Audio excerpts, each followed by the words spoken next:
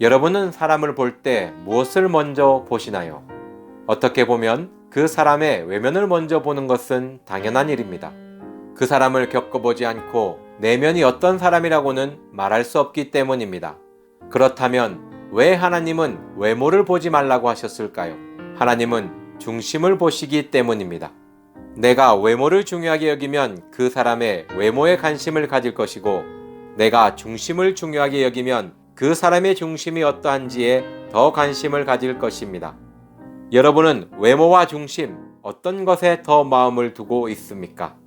외모를 꾸미기 위해 사용하는 시간과 마음을 아름답게 하는 시간 중 어느 곳에 더 비중을 두고 있나요?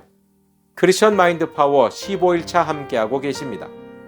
소망을 가지고 주님 안으로 들어가라. 하나님은 소망의 하나님이다.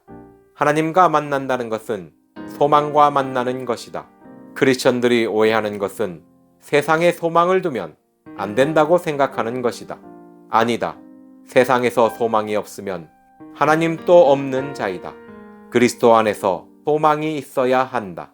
크리스천은 세상과 단절하는 것이 아니다. 세상에서 빛과 소금이 되는 것이다.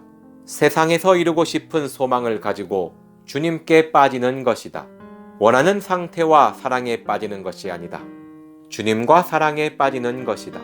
주님과 사랑에 빠지면 주께서 소망을 발견하게 해주시고 바라고 원하는 것을 이룰 수 있도록 도와준다.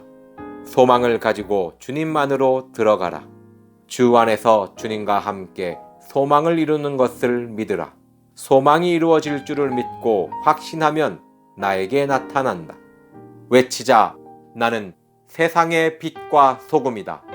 나는 주님과 함께 소망을 이룬다. 에베소서 2장 12절. 그때에 너희는 그리스도 밖에 있었고 이스라엘 나라 밖에 사람이라.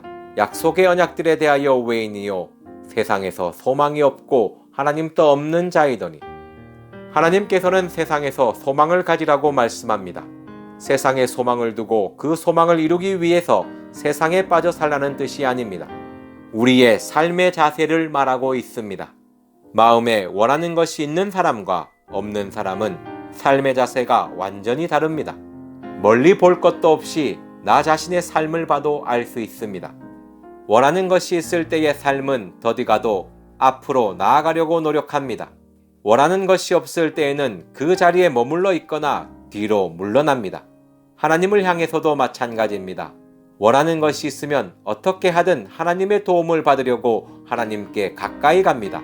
원하는 것이 없으면 하나님을 향한 마음도 식어지고 점점 더 멀어집니다.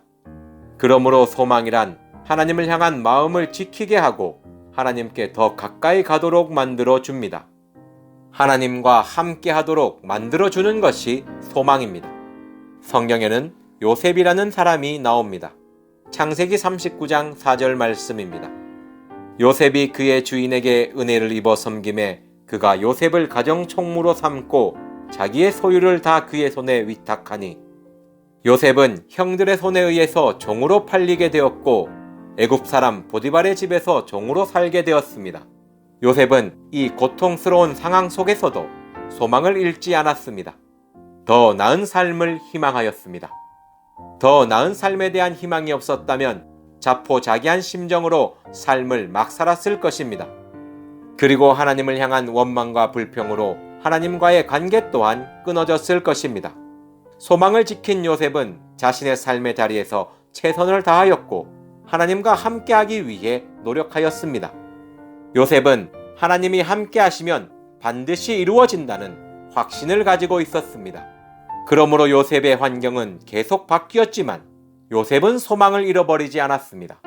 끝까지 자신의 소망을 지킨 요셉은 결국 애굽의 국무총리가 되었습니다. 우리의 삶은 변합니다. 어떤 삶을 살아갈지는 아무도 모릅니다.